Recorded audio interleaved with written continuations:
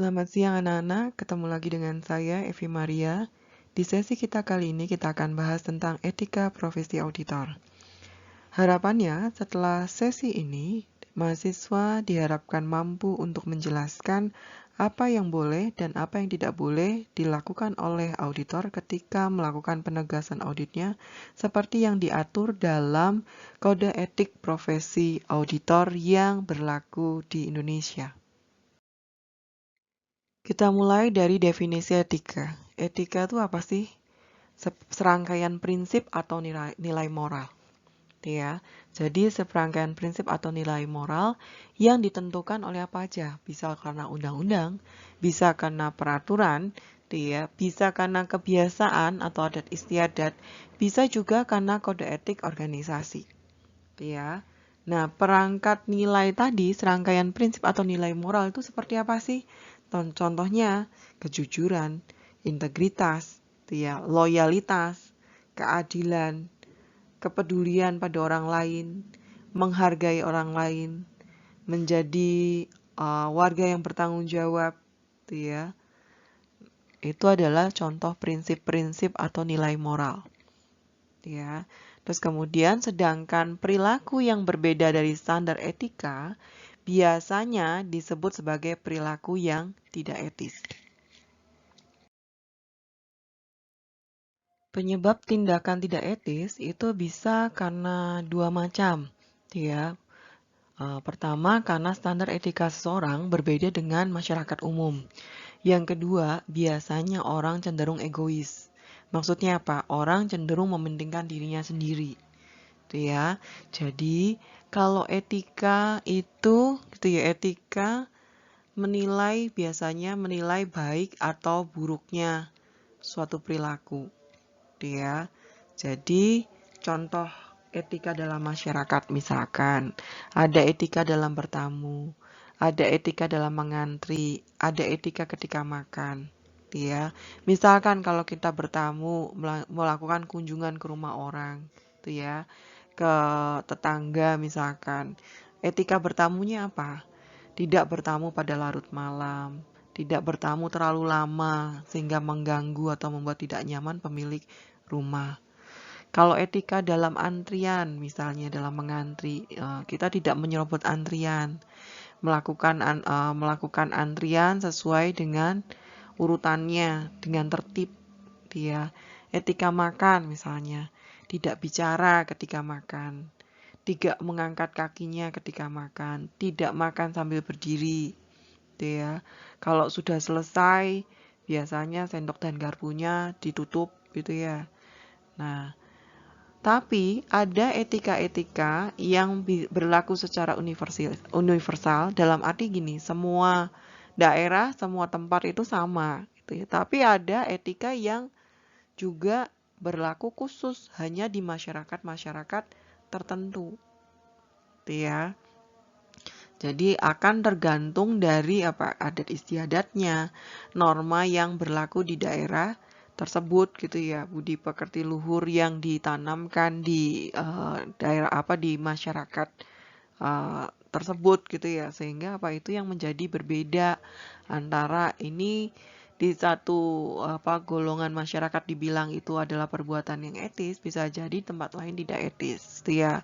Seperti tadi ketika makan gitu ya, di tempat lain mungkin nggak masalah kalau makan sambil berdiri, standing party gitu ya. Sekarang sudah nggak masalah gitu ya kalau misalnya makan sambil berdiri di dalam sebuah pesta. Tetapi di daerah tertentu mengatakan bahwa nggak boleh dia kalau makan tuh ya harus duduk gitu ya. Nah, ini yang menyebabkan ada yang akan menilai bahwa ini adalah tindakan etis gitu ya. Yang ini adalah tindakan yang tidak etis. Ya. Dan itulah seringkali gitu ya, seringkali muncul yang namanya dilema gitu ya. Jadi mana nih yang harus saya ikuti? Saya harus berdiri, makan cara berdiri, atau saya harus duduk gitu ya.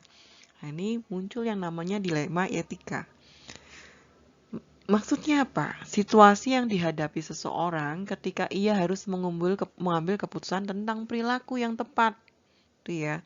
Jadi yang tepat itu harus gimana? Makan tuh harus duduk atau makan tuh harus berdiri gitu ya. Nah, itu kan dilema, ya. Rasionalisasi yang biasa dilakukan gitu ya. Ya, rasionalisasi yang biasa dilakukan dalam perilaku tidak beretika. Biasanya tuh orang ngomong gitu ya, membenarkan lah, cenderung membenarkan kalau dibilang, oh kamu tidak beretika gitu. Kemudian biasa orang akan merasionalisasikan setiap tindakannya. Yang pertama alasannya biasanya, semua orang lakukan itu kok, dia. Misalkan tadi makannya berdiri gitu ya, terus dibilangin nggak sopan kamu. Nah, terus kemudian kan Pak membenarkan kan, ada argumen untuk membenarkan. Biasanya bilang apa? Loh, sekarang kan seperti itu gitu ya, nggak cukup gitu ya. Kalau misalnya kita menyediakan kursi banyak-banyak, dia mau butuh ruangan sebesar apa untuk mengadakan pesta gitu ya. Semua orang melakukannya, gitu ya. Jadi ada alasan untuk membenarkan dari perilaku yang tidak beretika. Terus kemudian alasan yang lain bisa jadi orang kan berpikiran kalau itu legal, tuh ya, kalau itu tidak melanggar hukum, tuh ya berarti tidak melanggar etika, tuh ya. Nah, kemudian apalagi kemungkinan ketahuan dan konsekuensinya. Nah, ini biasanya orang akan menimbang. Saya akan melakukan perbuatan tidak beretika itu lihat konsekuensinya. Terus bisa ketahuan enggak ketika ada kesempatan. Nah, kesempatan apa untuk bisa tidak ketahuan, terus konsekuensinya juga nggak berat gitu ya. Biasanya nanti sifat egois orang karena sifat dasarnya manusia itu egois, maka dia akan memilih untuk yang tidak beretika. Ya. Nah, ini yang akan kita bahas gitu ya. Dilema etika kayak gini, mana sih, kapan sih kita harus melakukan hal yang berperilaku yang tepat gitu ya. Nah, ini juga muncul di profesi akuntan, tuh ya, di profesi auditor. Auditor dan akuntan juga menghadapi dilema etika ketika melakukan pekerjaannya, tuh ya.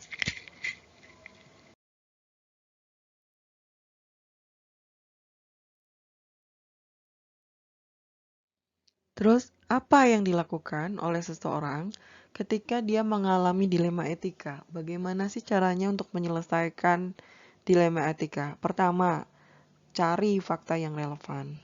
Tuh ya, sebelum mengambil keputusan, sebelum mengambil action, tuh ya, cari dulu fakta yang relevannya. Kedua, identifikasi isu-isu etis berdasarkan fakta tersebut. Ya.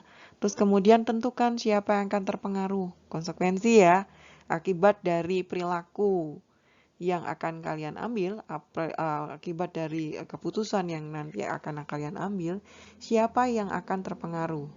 Dan bagaimana ya, setiap orang atau kelompok itu terpengaruhi. Kemudian identifikasi berbagai alternatif yang tersedia bagi orang yang harus menyelesaikan dilema tersebut. Jadi, ada pilihan apa lagi nih selain saya melakukan tindakan ini. Kemudian identifikasi konsekuensi yang mungkin terjadi dari setiap alternatif. Ya. Jadi kalau kalian punya banyak alternatif, kemudian konsekuensinya apa? Konsekuensi yang paling mendatangkan manfaat paling besar yang mana? Konsekuensi yang mendatangkan kerugian paling fatal tuh yang mana? Ya. Jadi kalian tidak akan memilih gitu ya hal-hal yang tentu konsekuensinya membuat atau membawa dampak kerugian bagi orang banyak gitu ya. Setelah itu baru memutuskan tindakan yang tepat.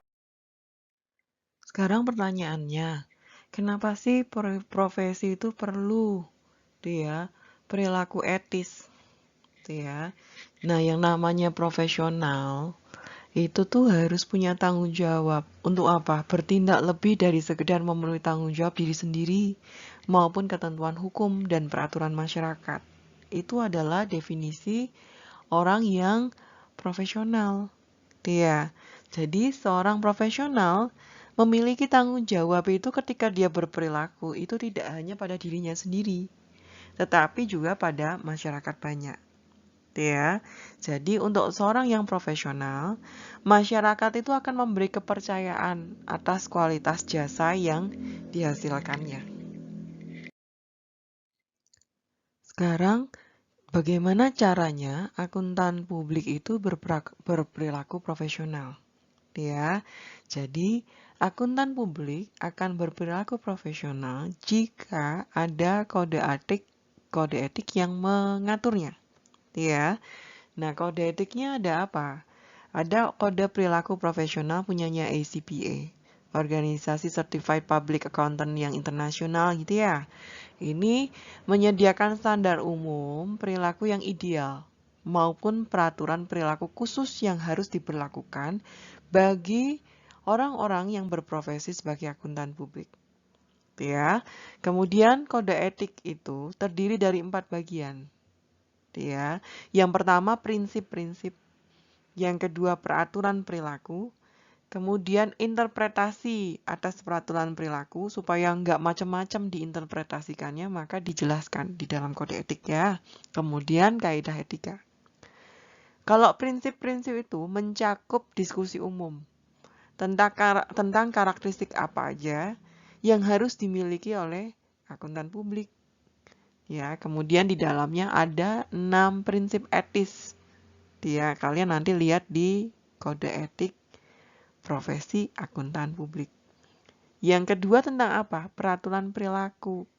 Mencakup apa? Peraturan khusus yang harus dipatuhi oleh setiap akuntan publik dalam praktek akuntan publik. Dia dalam penugasan auditnya, dalam penugasan jasa-jasa, baik itu assurance maupun non-assurance punyanya akuntan publik. Terus kemudian yang ketiga, isinya interpretasi peraturan perilakunya. Kenapa sih perlu diinterpretasikan? Ya, karena apa? Biasanya nanti kalau praktek itu banyak pertanyaan. Ya, jadi timbul karena adanya beragam pertanyaan dari para praktisi. Siapa sih praktisinya? Ya, akuntan publik itu. Tentang bagaimana sih penerapannya di lapangan. Ya, jadi makanya Pak perlu adanya interpretasi terkait dengan peraturan perilaku yang tertera dalam kode etik profesi akuntan publik. Terus kemudian yang keempat apa? Kaidah etika. Kaidah etika isinya apa? Penjelasan dan jawaban atas pertanyaan-pertanyaan tentang peraturan perilaku. Pertanyaannya sekarang adalah bagaimana kode etik profesi akuntan. Kalau di Indonesia, untuk profesi akuntan, organisasi profesinya adalah di Ikatan Akuntan Indonesia. Ya. Nah, IAI ini punya yang namanya komite. Komitenya adalah Komite Kode Etik. Ya. Nah, adapun kode etik IAI ini disahkan pertama kali di Kongres IAI September tahun 1994. Ya, dalam kongres tersebut berkumpul semua jenis akuntan, mulai dari akuntan publik, akuntan manajemen, akuntan pemerintah, sampai akuntan pendidik. Ya, karena di IAI itu ada beberapa kompartemen. Ya. Nah, kemudian dari hasil kongres tersebut dihasilkan 6 pernyataan etika profesi akuntan. Ya, yang pertama bicara tentang integritas, objektivitas, dan independensi. Yang kedua, kecakapan profesional.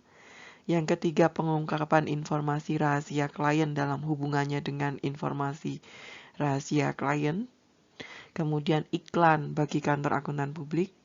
Kemudian komunikasi antar akuntan publik. Dan yang terakhir adalah perpindahan staf atau partner dari satu KAP ke KAP lainnya.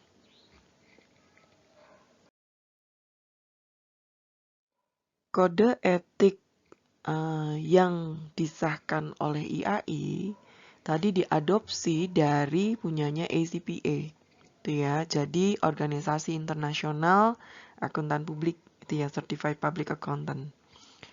Nah, karena sifatnya adopsi, maka ya tadi kaitan dengan independensi, integritas. Nah, ini yang akan kita bahas ya. Dari kode etiknya ACPA, ya, kaitan dengan prinsip independensi itu ada di peraturan 101. Ya. Nah, 101 ini mengatakan apa sih sebenarnya independensi? Independensi adalah sikap mental atau cara pandang yang tidak memihak dalam pelaksanaan pengujian, evaluasi hasil pemeriksaan, dan penyusunan laporan audit. Ya, terus kemudian menurut peraturan 101 yang ACPA itu ada yang namanya independensi dibagi menjadi dua. Independency in fact sama independency in appearance. Kalau independency in fact itu bila dalam kenyataannya auditor mampu mempertahankan sikap yang tidak memihak sepanjang pelaksanaan audit. Ya. Sedangkan kalau independence in appearance ini berbicara tentang hasil interpretasi pihak lain mengenai independensi ini. Independency in fact dan independency in appearance itu adalah dua syarat yang harus dipenuhi agar laporan hasil pemeriksaan itu dipandang objektif oleh siapa saja yang menaruh perhatian terhadap hasil pemeriksaan. Ya, jadi saya tegaskan bahwa independency in fact itu berartinya secara nyata auditor itu telah melaksanakan tugasnya secara profesional. Berdasarkan apa? Prinsip standar pemeriksaan yang berlaku.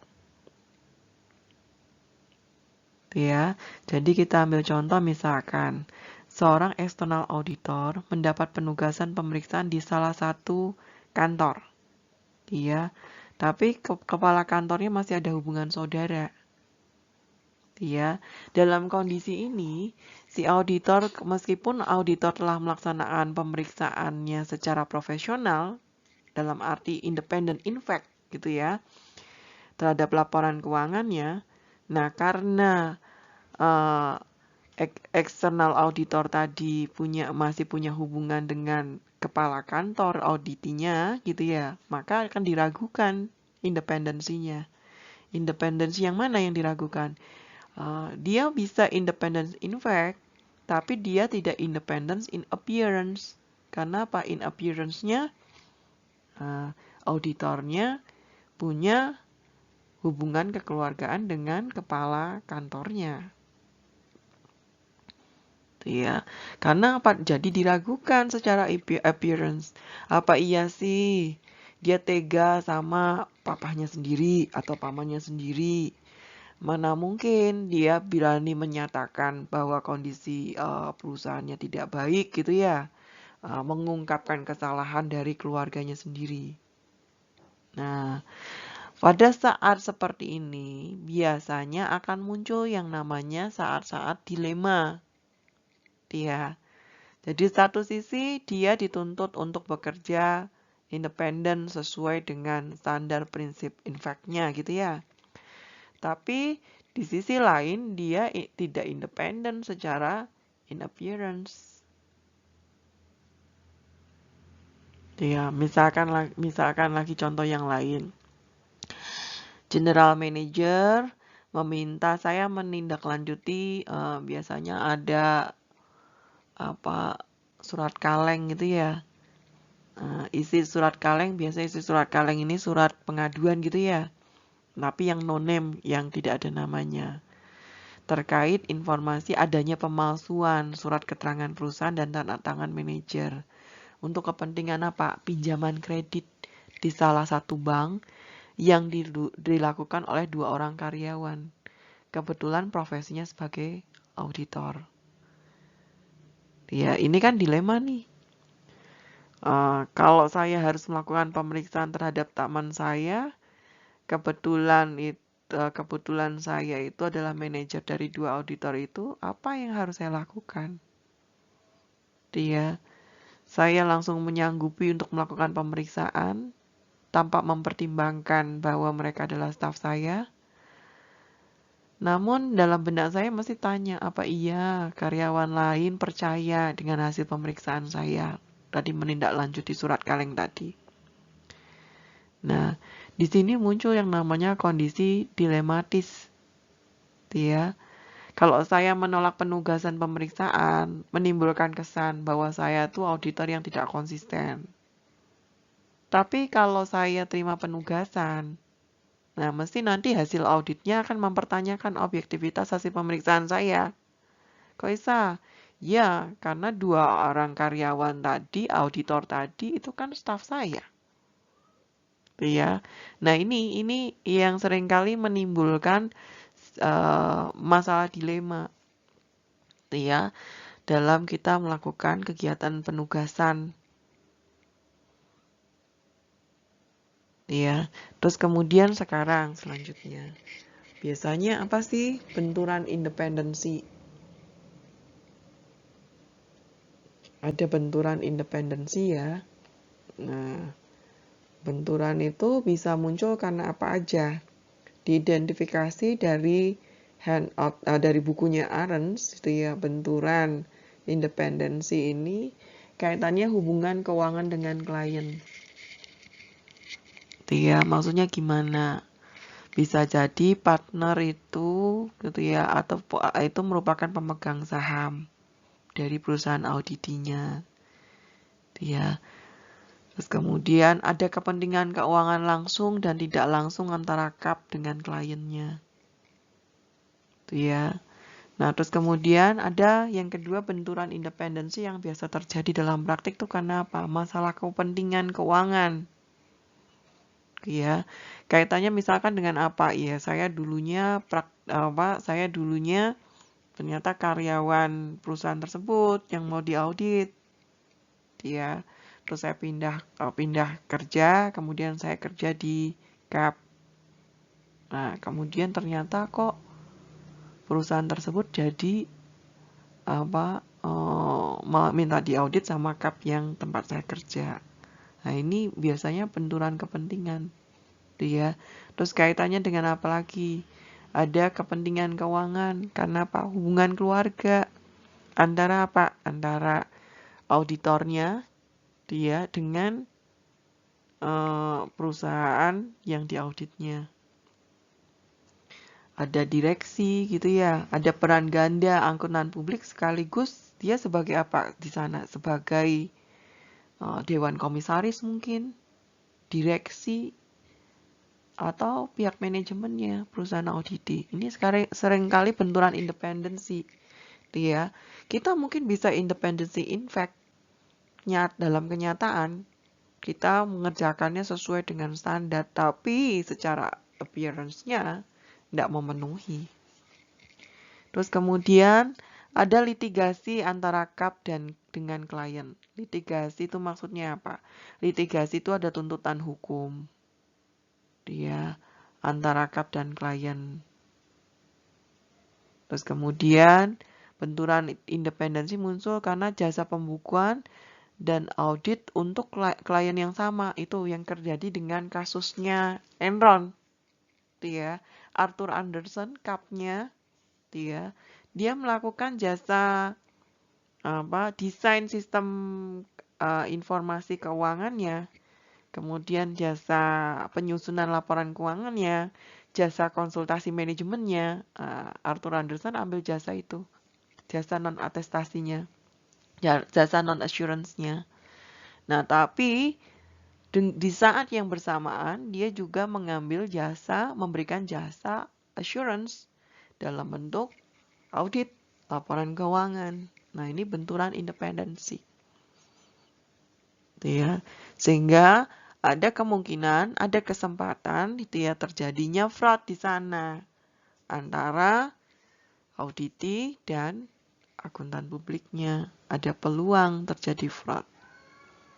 Terus kemudian yang terakhir, benturan independensi terjadi karena penugasan dan pembayaran imbal jasa audit oleh manajemen. Ya. Ini kaitan dengan auditor pemerintah biasanya. Ya.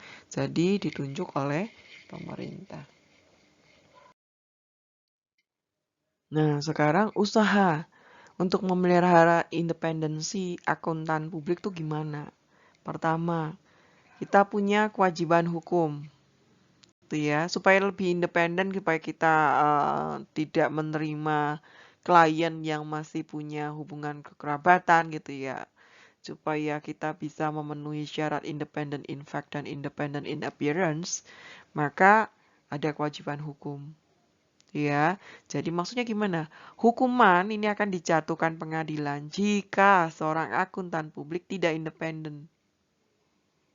Dan akibatnya apa? Dia melakukan tindakan kriminal atau tindakan yang menimbulkan skandal akuntansi terbesar yang menggoyang perekonomian bahkan gitu ya. Seperti kasusnya Enron. Terus yang kemudian kasusnya Satyam. Kemarin sudah saya periksa gitu ya, sudah saya periksa di forum diskusi. Anda banyak sekali mengangkat ya skandal-skandal akuntansi yang melibatkan auditor ya dan auditinya ya. Terus kemudian cara memelihara lainnya selain ada kewajiban hukum yaitu diatur dalam kode etik ya. Kalau di peraturannya punyanya organisasi internasional untuk akuntan publik ACPA itu diatur di peraturan 101 ya. Dia akan membatasi. Jadi peraturan ini akan membatasi gitu ya akuntan publik dalam hubungan keuangan dan bisnis dengan auditinya, dengan kliennya. Ya. Nah, di Indonesia ada nggak? Ada. Tuh ya, kode etiknya juga mengatur tentang independensi auditor. Nah, kemudian apa? Standar auditing yang berlaku umum juga diatur gitu ya. Kemarin kan sudah di sesi sebelumnya gitu ya, kita sudah belajar bahwa yang namanya standar umum gitu ya, itu mengatur tentang auditornya gitu ya, kaitan dengan kompetensinya, kaitan dengan sikap mentalnya. Nah, ini diatur dia. Tujuannya apa? Menjamin bahwa auditor melakukan penugasan audit ya, dan jasa lainnya itu dengan profesional. Terus kemudian untuk memelihara independensi juga diatur dalam apa? Standar pengendalian mutu KAP. Ya, ingat ketika kita bicara profesi akuntan publik gitu ya, dan kemudian bagaimana sih mengendalikan mutu KAP? Nah, ini kan salah satunya adalah dengan menjamin independensi. Jangan terima klien yang punya hubungan kekerabatan. Ya. Terus kemudian bentuk yang namanya ada komite audit. Ya, komite audit itu apa sih? Dia isinya apa? Dia. Jadi biasanya komite audit ini anggota Dewan Komisaris perusahaan klien yang tugasnya ini dia akan bertanggung jawab untuk membantu auditor dalam mempertahankan independensinya dari manajemen. Ya. Jadi kalau misalnya auditor internal dia, maka dia akan berada di dalam satuan yang namanya komite audit ya. Karena apa? Kalau ketika dia tidak ada dia berada langsung di bawah manajemen, nah kemungkinan independensinya akan kacau gitu ya. Karena apa? Karena yang diaudit bosnya sendiri, manajernya sendiri. Dia sehingga apa? Independency in appearance-nya nggak jalan. Makanya apa? Makanya dibentuk yang namanya komite audit dia. Dan dia secara struktur tidak berada di bawah manajemen. Dia. Jadi dia masuk di dalam yang namanya jajarannya nanti yang ada di Dewan Komisaris pengawas. Dia. Itu. Jadi sifatnya sebagai pengawas pihak manajemen. Terus kemudian caranya memelihara independensi biasanya dengan apa? Dengan komunikasi dulu dengan auditor pendahulu. Dia untuk apa? Untuk tahu itu ya, untuk tahu track recordnya dari perusahaan yang mau diaudit. Saya mau terima klien apa enggak? Itu kan berarti saya harus tahu dulu tracknya apa integritas manajemennya. Itu ya. Jadi kita auditor itu akan melakukan komunikasi dengan auditor pendahulu yang sudah mengaudit perusahaan tersebut. Ya. Terus kemudian menjajaki pendapat mengenai penerapan prinsip akuntansi. Jajaki pendapat dengan siapa? Ya dengan manajemennya.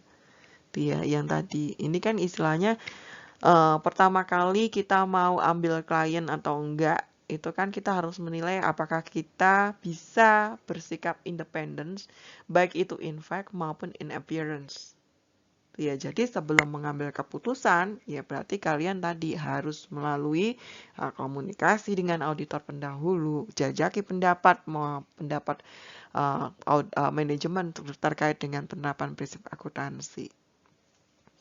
Terus kemudian dilihat juga gitu ya, auditor juga harus ada dukungan dari apa? Dari pemegang sahamnya. Saham siapa? Yaitu auditinya. Jadi nanti pengesahan auditor, penunjukan auditor ini apakah pemegang saham juga ikut berkontribusi gitu ya, berpartisipasi dalam keputusannya. Ini adalah upaya-upaya yang dilakukan untuk memelihara independensi. Prinsip yang selanjutnya yaitu integritas dan objektivitas. Ini peraturannya ada di 102. Kalau kita bicara integritas, itu kita bicara auditor dituntut untuk bertindak jujur, tegas, tanpa pretensi, tanpa maksud-maksud lain, gitu ya. Kalau objektivitas, berarti auditor akan bertindak adil, tanpa dipengaruhi tekanan atau permintaan pihak tertentu atau kepentingan pribadi. Ya. Nah, kemudian standar teknisnya apa? Ya. Standar teknisnya tadi kan nggak cuma prinsip, tapi apa diatur teknisnya gitu ya. Karena apa? Dalam praktek tuh mesti nanti tanya jujur nih kayak apa, tegas itu kayak apa gitu ya. Nah, mesti diatur. Jadi pengaturannya ada di peraturan 201 sampai 203. Ingat ya, ini yang punyanya ACPA. Nah, kalau yang punya IAI gimana? Yang punya IAI kan adopsi dari punyanya ACPA kan gitu. Nah, cuma nanti akuntan publik itu kan sudah tidak masuk lagi dari kompartemen di kompartemennya IAI gitu ya. Nah, makanya Pak dia punya organisasi profesi sendiri yang namanya Institut Akuntan Publik Indonesia, IAPI. Gitu ya. Nah, IAPI itu juga punya namanya kode etik. Ya. Nanti akan ada nanti saya akan berikan di materi tersendiri gitu ya terkait dengan kode etik yang dimiliki oleh Institut Akuntan Publik Indonesia. Ya, kenapa kok nggak jadi nggak ikut dalam IAI lagi gitu ya? Karena apa? Karena terlalu banyak skandal yang dilakukan oleh akuntan publik menyebabkan IAI bilang bahwa oh ini harus ada organisasi sendiri yang mengatur tentang akuntan publik gitu ya supaya apa? Supaya anggotanya bisa lebih tertib gitu ya mengikuti dengan aturan dan kode etik yang aturan standar kode etik gitu ya yang disyaratkan oleh organisasi profesinya. Ya. Nah, kemudian kaitan dengan integritas dan objektivitas diatur dalam peraturan 201 yaitu standar umum. Ingat ya, SPAP itu ya kan standar umum. Nah, katakan bahwa dia auditor itu ketika dia bekerja harus punya apa? Kompetensi profesional, kemahiran profesional, perencanaan dan pengawasan, data yang relevan dan mencukupi. Supaya apa? Supaya dia bisa objektif dia dalam menjalankan penugasannya. Berintegritas dalam menjalankan penugasannya. Ya, terus kemudian peraturan teknisnya di peraturan 202 yaitu ketaatan pada standar. Maksudnya gimana? Anggota ACPA atau akuntan publik itu ya ketika melakukan audit ketika melakukan penugasan audit kemudian jasa profesional lainnya gitu ya harus taat pada standar yang dikeluarkan oleh lembaga-lembaga yang sudah ditetapkan oleh Dewan Dewan Organisasi Profesi. Jadi harus taat, harus ikut dengan standar. Terus kemudian standar teknis yang lain berkaitan dengan prinsip integritas dan objektivitas diatur di Peraturan 203. Jadi kalau memberikan opini harus sesuai dengan kondisi auditi. Jika jadi akuntan publik tidak dibenarkan menyatakan laporan keuangan tidak menyimpang dari prinsip yang berlaku umum atau menyatakan tidak mengetahui modifikasi terhadap laporan keuangan yang dilakukan oleh auditi. Jika laporan keuangan tersebut menyimpang dari prinsip akuntansi yang ditetapkan. Jadi ya kalau memberi opini harus sesuai. Kalau kondisinya kalau kondisinya menyimpang ya bilang menyimpang dari prinsip akuntansi. Tapi jika kondisinya memang pelaporan keuangannya sesuai dengan prinsip akuntansi yang berlaku umum, berarti ya sudah nyatakan apa adanya. Yang selanjutnya prinsip kerahasiaan. Peraturan 301 ACPA. Anggota dalam praktek publik ini tidak dibenarkan mengungkapkan semua informasi rahasia klien tanpa izin khusus klien. Jadi auditor itu nggak boleh bicara sembarangan, nggak boleh bergosip. Jadi tidak dibenarkan mengungkapkan semua informasi rahasia klien tanpa izin khusus kecuali. Jadi yang boleh yang boleh dibeberkan tuh kecuali ada apa? Ada kewajiban sehubungan dengan standar teknis. Biasanya 3 bulan setelah laporan audit wajar tanpa pengecualian dikeluarkan, jika auditor menemukan bahwa laporan keuangan bersangkutan ada salah saji secara material. Nah, dalam arti gitu, telat gitu ya. Jadi dia auditornya tahu ada salah saji yang material, tapi padahal di opininya dia sudah audit wajar tanpa pengecualian. Nah, makanya apa? Nah, makanya dia akan membongkar gitu ya, mengungkap bahwa saat dulu melakukan audit, saat pemeriksaan penugasan lapangan berlangsung gitu ya, auditor tidak menemui ada salah saji. Tapi setelah 3 bulan itu ternyata auditor menemukan salah saji, maka dia boleh mengungkapkan informasi rahasia klien ke publik. Terus kemudian yang kedua, jadi boleh mengungkapkan informasi klien itu kalau dakwaan pengadilan. Seperti kasusnya yang masuk pengadilan ketika kasusnya Kimia Farma. Terus kemudian Asian Agri.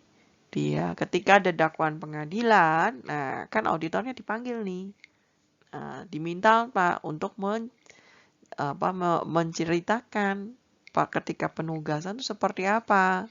Di kasusnya Asian Agri itu ada penggelapan pajak. Apakah auditor tidak tahu gitu ya? Bagaimana dulu saat mengaudit dan lain-lain. Nah, itu diceritakan. Jadi boleh mengungkapkan ketika ada dakwaan pengadilan. Terus kemudian dapat review. Ada tanggapan pada divisi etik. Jadi kaitannya nanti ada etika gitu ya, ada masalah etika. Nah, ini ada tanggapan ke divisi etik juga, jadi diperbolehkan. Kemudian prinsip imbalan jasa bersyarat. Kode etiknya itu yaitu di Peraturan 302. Jadi anggota atau akuntan publik kalau praktek itu tidak boleh membuat imbalan jasa bersyarat. Untuk setiap jasa profesional atau menerima ongkos dari klien, dari klien yang anggota atau perusahaan juga melakukan. Jadi nggak boleh nih melakukan audit atau review laporan keuangan, kompilasi laporan keuangan, pemeriksaan atas laporan keuangan prospektif.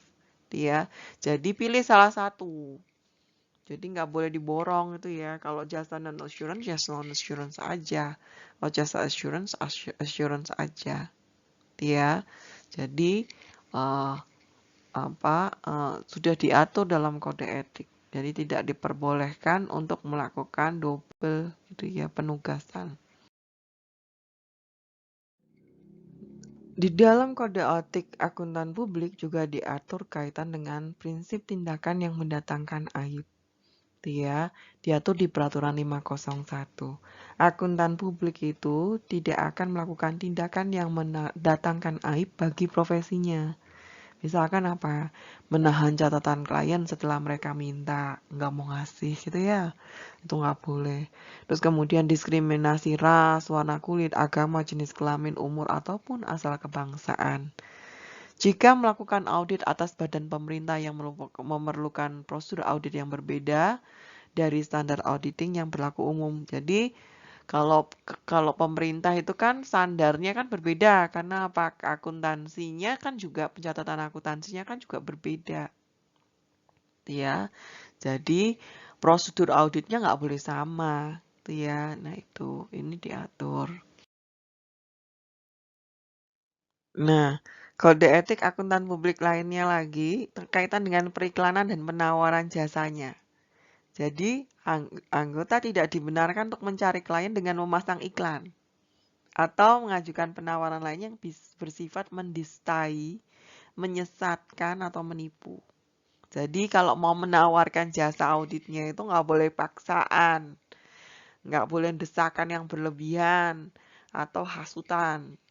Nah ini kayak gini tuh dilarang oleh etika perilaku gitu ya. Nah, itu.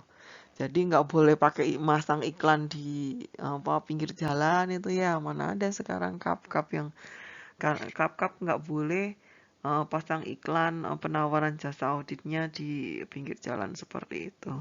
Karena apa? Diatur oleh organisasi profesinya, nggak boleh. Kemudian yang selanjutnya komisi dan imbalan jasa perujukan atau referral fees. Ya, peraturan 503. Anggota dalam praktik publik tidak diperkenankan merekomendasikan atau mereferensi produk jasa pihak lain bagi kliennya. Untuk apa? Biasanya kan orang kan kalau misalnya mempromosikan produk orang lain kan biasa dapat komisi ya. Nah, ini nggak boleh. Ya. Jadi tidak boleh menawarkan, merekomendasi atau mereferensi produknya pihak lain kepada klien. Ya. Atau merekomendasi produk atau jasa yang disediakan klien demi memperoleh komisi. Jadi kalian juga nggak boleh nawarin gitu ya, nggak boleh nawarin produk-produknya klien auditi kalian ke orang lain, tuh ya, untuk memperoleh komisi. Diatur nggak boleh. Jadi nggak boleh mereferensi produknya ke produk-produk ke klien. Demikian juga kita juga nggak boleh merekomendasikan produk ya atau jasa yang disediakan oleh klien ke pihak lain, ya, demi memperoleh komisi. Ini melanggar kode etik. Bentuk dan nama praktik di peraturan 505. Jadi, dari peraturan ini mengatur bahwa anggota ACPA dapat membuka praktek akuntansi publik hanya dalam bentuk perusahaan perseorangan, persekutuan, atau perseroan profesional yang ciri-cirinya sesuai dengan ketentuan Dewan. Anggota tidak diperkenankan untuk membuka praktek akuntan publik dengan nama yang menyesatkan. Terus kemudian di peraturan 505 juga diatur bahwa nggak boleh dia menyebut dirinya anggota ACPA kecuali gitu ya, ada syaratnya. Kalau semua partner atau pemegang sahamnya anggota dari ACPA. Ya, kalau di Indonesia, kalau praktek yang boleh membuka KAP, kantor akuntan publik, itu harus dapat izin dari Kementerian Keuangan. Ya, ini sekian materi tentang etika profesi. Nanti saya upload materi tentang materi yang berisi kode etik profesi gitu ya, untuk yang dikeluarkan oleh IAPI. Iya, nanti saya upload di Evlen. Jadi silakan kalian pelajari. Pada prinsipnya sama gitu ya, karena IAPI pun adopsi punyanya ACPA. ya. Jadi prinsipnya ada independensi, integritas, objektivitas. Nah, itu yang diatur, ya. Jadi silakan Anda belajar. Selamat belajar, Tuhan memberkati.